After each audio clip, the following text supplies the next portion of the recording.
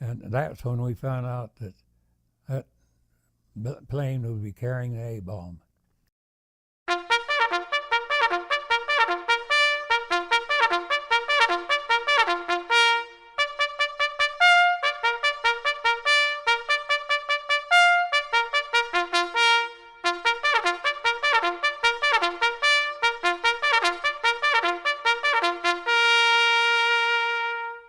It was in June of 1941. There was a person out of the Air Force in the office in our school. And right after that, I got out and started home, and he followed me out a ways and asked me, "Are you Mr. Thompson?" I said, "Yes." He said, "Well, I've got a few things I'd like to talk to you about." I said, "Well, what is it?" He said, "Well, I can offer you something that I can only offer a few people." He said, "The Air Force will send you to school up in Logan, Utah, to the college, and you'll go to school and you get 500 hours of schooling. Then you'll be sent down to Hill Air Force Base and put to work as a civilian at Hill." I put in my 500 hours, then they took me down to Hill and put me to work as a civilian at the Hill Air Force Base. After the end of the year that I was working, the person, the Air Force that was in charge of the civilian employment was a captain also, and he worked right directly with us quite regularly. He would be right where we were all the time because he was in charge of what we were doing. And so one day he come in and said, "I'd like to talk to you a few minutes." And I said, "Well, what is it?" And he said, "Well, I know your draft board. I've been talking to your draft board in Beaver, and your name will be coming up within 3 or 4 days." He said, we can do something about that. And he said, "I'd like to take you right off of the draft board, and we've got a squadron here at Hill. It's called Hill Air Force Squadron." He said, "I'd like to just put you in that." He said, "Then I'll know where you are." And I was in charge of the propeller department in that squadron and the engine, some of the engine repairs. And then also I worked out on the flight line sometimes, especially when we were having to work on propellers that was on planes that was having to run up there and take in the air. I was there about a year, close to a year, when I was up one night or one day checking a 17, and I was late getting back on the ground. It was about 6:30, and everybody had eaten, but there was 4 of us on the plane. And so I was hungry and I was tired. As I got out of the plane and started walking over towards the Jeep, this fellow runner come running up to me and he said, "You're wanted in the headquarters as fast as you can get over there." I told him, "Oh, go on." I said, "I'm tired. I don't want to listen to you." He said, "No," he said, "I've got to take you." He says, "I've got the old man's car here." And I looked over and sure enough, he had. So I said, "Well, I'd better go then." So I got in and went over to headquarters, and the CO there, he said, "Well, Sergeant Thompson, I hate to lose you, but I've got quarters here to have you ready to get on a plane that's going to drop in here to pick you up in 2 hours." He said, "You're going to have to hurry to get ready." And I said, "Well, what's all this about?" He said, "I can't tell you. He said, all I know is I've got to have you ready to leave here." So I told him, "Well, okay." So I got rid of all of them, the heavier stuff. And he said one thing, he said, "Don't forget that you've got to take your chute with you." But I went in and they got a hold of me and took me into a movie projection room and sat me down and said, "This will be the first thing you need to know what you're here for." And said, "You're going to be looking at a B-29. Well, we had no B-29s in Africa or in any part of Europe. There was no B-29s. So I sat there for 2 days looking at film on the B-29. And then they took me out, and I went through a couple of them out there, and where I could actually see what they were. And about this time, I got information from the home that my dad was bad. He had had a stroke, and his vocal tubes were he couldn't speak very little. So I asked the CO if I could go home for a bit. And he said, "Well," he said, "I can't let you go." He said, "With everything," he said, "the orders that they had, I've still got the same thing. You're stuck right here." He said, "But I'll tell you what you better do." He said, "You'd better go over to our chaplain." He said, the base chaplain. He said, "If anybody can help you, he probably can." So I went over and got a hold of the base chaplain. I told him what my problem was. He said, "Well, we'll see what we can do." So he said, "You just sit here and wait for a few minutes. I'd like to use some phones." So he come back in a little bit and he said, "Well, I can't do a whole lot for you, but I'm going to get you home for probably 2 days." He said, "You've got 4 days, including travel time." And he said, "You can get going." He said, "You'll have permits to fly on Air Force equipment all the time." And he said, "We'll make arrangements for them to pick you up." So they took me to Hillfield from Texas. I went home for the length of time that I could stay. And I got back to Hill, where they picked me up again and get me back into Texas. But when I got back to the Hill, and time I found out the reason he was able to let me go, the squadron, the new squadron that I was going into, had moved from Texas to Oklahoma, Tinker Field.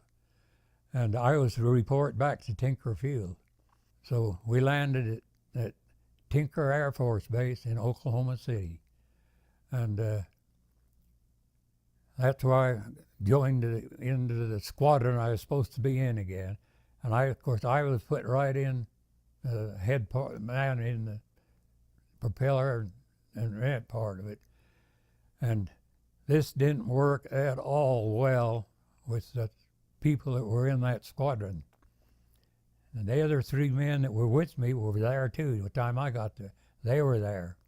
One of them was in charge of hydraulics and electrical, and the other one was a sheet metal specialist. He knew how to patch and how to check these planes that had been damaged bad. That's why the 3 of us were there.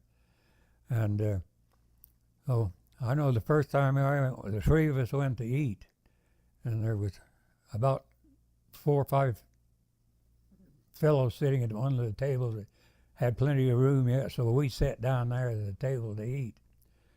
And when we sat down, I think there was 5 of them there. They got up and moved. They left. And then they wouldn't talk to us. Nobody said anything, but the officers are the only ones that was nice and courteous to us. And they wouldn't do a thing. And this went on for 3 days. And that morning, they called everybody out for a special meeting. And they got the 3 of us up with the officers that morning, the CO of the event. And he was a colonel too. And he said, "Well, these 3 men are in here to take places in this squadron because they're experienced. They know what's going to be going on, and that's why we've got them." And he said, "I've heard the reports, and I've seen for my own eyes that they're not being treated well at all. And he said, this is going to stop right now. And I remember he hit his fist on a board he had in front of him, and he said, I mean right now. And he said, and if this happens again, he said, I'm going to find out about it. And he said, and it better not be any of you. And so things changed mighty fast, all right.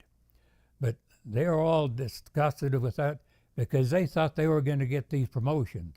They would get in where we were.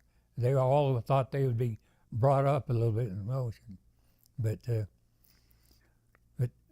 way back when I first got into Tinker, the B-29s there were 3 of them sitting on the field there. And we started working with them and getting familiar with them.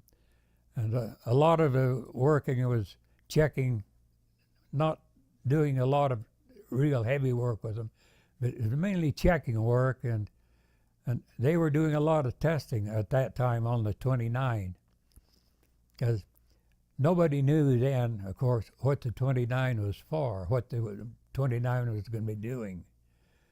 And so we worked on the 3 planes off and on, checked engines, checked propeller operations, checked a lot of the things, and they did a lot of checking on the flight crews that were, well, they were assigned mainly, I guess, to the squadron. There were 2, and they were doing quite a bit of load checking. They were loading so much load on the 29s and seeing how much runway they used to get in the air. And this went on for most of the time we was there until finally the things worked out to where we got the squadron all put together good so that they were satisfied with our operations and everything. So they said, well, we'd be loading up now and leaving. So they took us to Seattle, and we put us on a Navy ship, and a fast one. And we went through, stopped at Hawaii long enough to pick up the mail, then went right on to Guam. And when I got to Guam, sitting on the runway was those 3 airplanes that we'd been working on at Tinker Field. And also there was one that wasn't on the runway that we knew had been there at times off and on. And that's when we found out that that plane would be carrying an A-bomb. I was sitting in the cockpit of a P-47. I just got through working on the propeller. I was running the engine a bit, checking out the propellers and things. And when we did that, most of the time we got on them on planes. They had good radios in them. We could tune that radio in and pick up a station from the United States just right like you were right there. So I had that on. I was listening to a dance program on the West Coast coming, and it was real good. I was really enjoying it. They broke into that and said they had something special that was be on the air, and it wasn't just a couple of minutes. They said the A-bomb had been dropped on Hiroshima, and they knew about it in the United States before we knew about it on Guam, and we were right there close to it all the time. But anyway, this where the way things went, and it wasn't long after that, of course, that the war was over, and they started letting people out, and I had so many points, way ahead on points.